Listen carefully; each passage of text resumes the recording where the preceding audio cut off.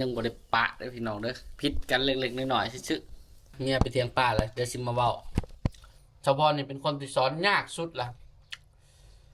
บอกยังก็บ่ได้บอกยังบ่ให้บอกนะ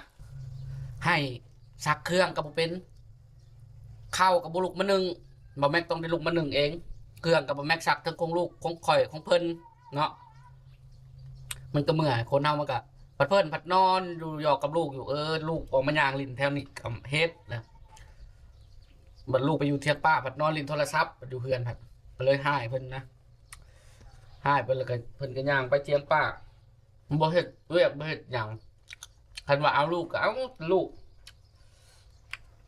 เอาลูกไปป้าไปเทียงป้าก็กลับมาลิ้นโทรศัพท์บ่แม่นหายยังนี่แหละพี่น้องเอ้ย